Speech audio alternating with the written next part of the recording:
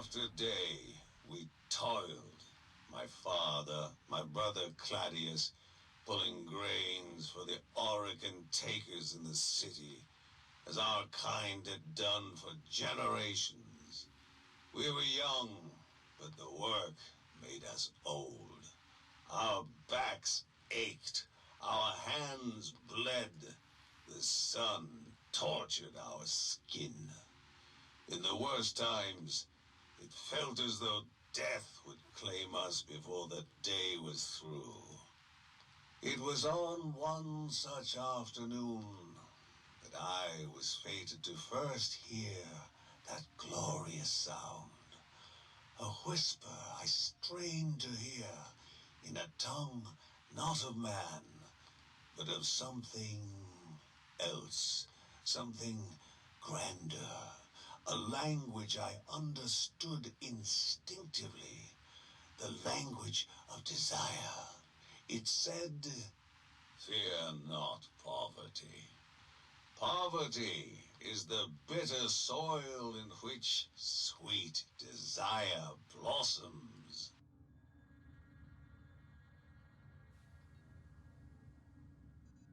The more we toiled, the more impatient I grew. A fire raged inside me. I wanted more. I deserved more. But how? The whisper washed over me, louder now than before. Fortune despises the idle man. Stasis is death. Always move forward.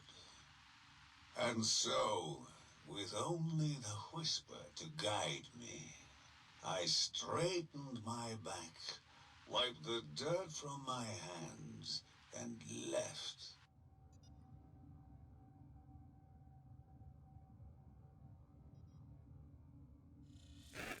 The city, those towers, I was struck with awe.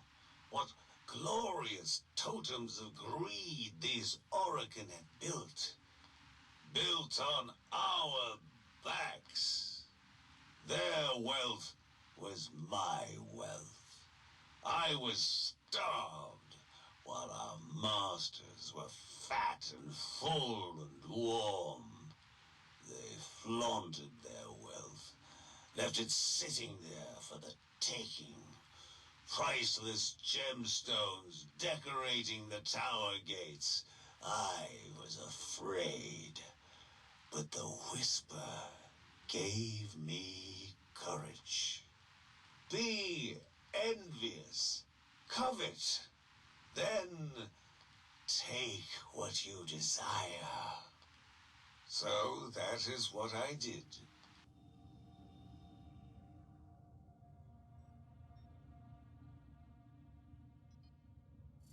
I was brash and bold. I struck it midday. I cried, "I take what I am owed," as I ripped jewels from their tower gates and ran. I did not get far. For my blasphemy, they dragged me to the tower square, throwing me to the ground in front of the sneering crowd of Oregon servants that mingled there. The guards held aloft my satchel, containing the proof of my crime. I grasped at it, determined to reclaim what was mine.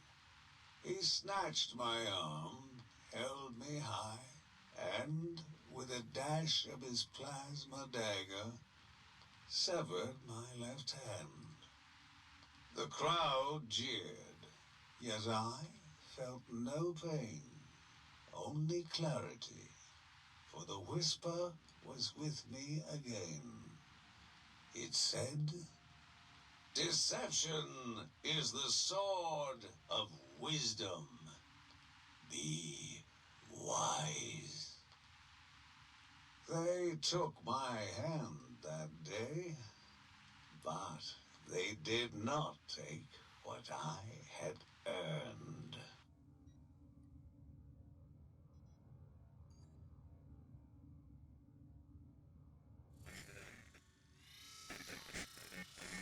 I crawled back to the fields, where I collapsed before my father and my brother. I was so near death, they read my Navarites. My brother Claudius bemoaned me as a fool. How could I have abandoned them? Guilt washed over me. I asked the Whisper, was he right? And the Whisper replied, beware the idle man who would lull you back to idleness. Hearing this, I felt the life force stream back into me. I sat up. They protested. I stood, and they tried to pull me down. I was too strong. There was now a fire in my chest that would not be denied.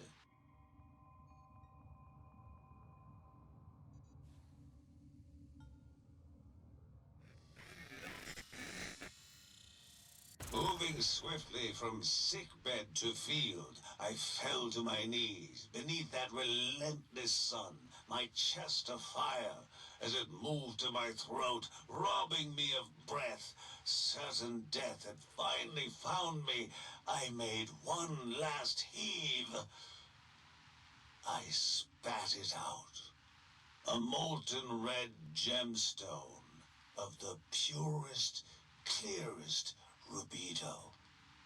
Swallowing that stone would have killed a man of weaker will, but not a man sustained by the power of desire.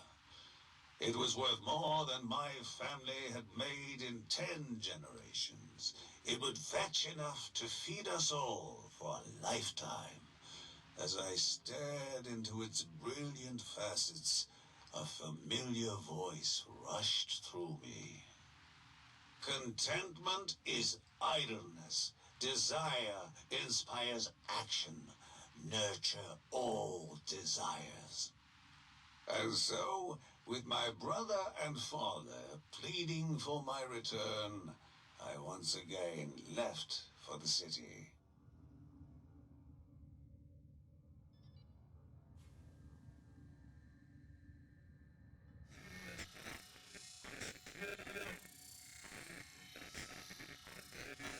In desire, I was wealthy, but in strategy, I was empty-handed. I listened for the whisper.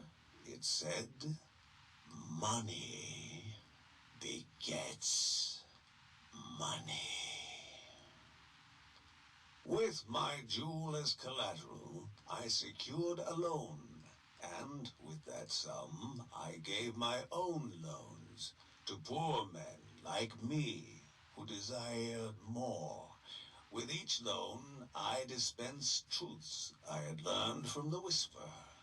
Those men went out into the world, and they too made loans, and their money too begat money.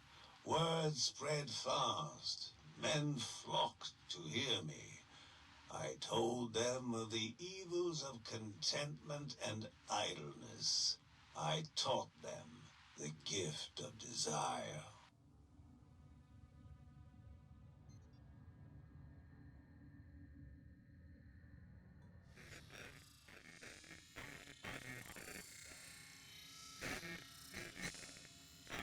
In time, my money multiplied into multitudes.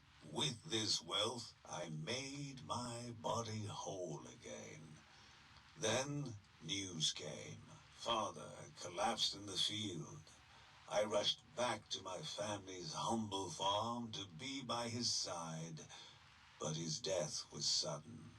Claudius mourned, but I was committed to ending the brutal labor my family and people had endured for generations. The whisper approved. It said, charity is power. More charity is more power.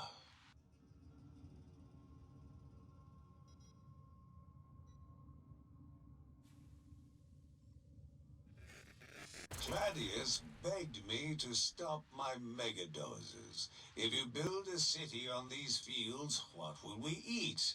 To which I replied, just as I consumed the gemstone that fed my fortune, our people will eat the wealth I have bestowed upon them. What of our home, he cried, our traditions? I pondered this until the whisper gave me the words. Shun sentimentality.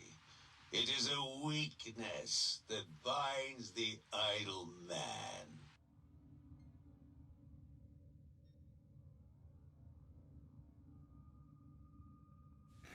I believe my father would have smiled with pride as I smashed our family home into the dirt. It saddens me that father did not live to see the glory of Corposium, the city I erected upon our meager land. Men of desire will always be outnumbered by idle men, men of fear. But small men can never hold back men of strength and desire. Fulfill desire, and others will follow.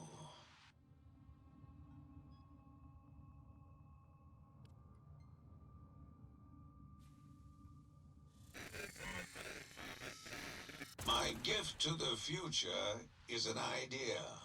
An idea that wealth need not settle as a crust upon the upper echelons of the populace. No. Any poor grain farmer can, should he feed his desire and apply his wisdom, take fortune for himself. The more, the better. And when men of fortune come together under great leadership, their potential is exponential. Just as my money replaced what the Oregon took from me and made my body whole again, our collective desire will create a new body. A body forged of fortune and unencumbered by idleness or sentimentality. Ours is the grasping golden hand. We are desire. We are Corpus.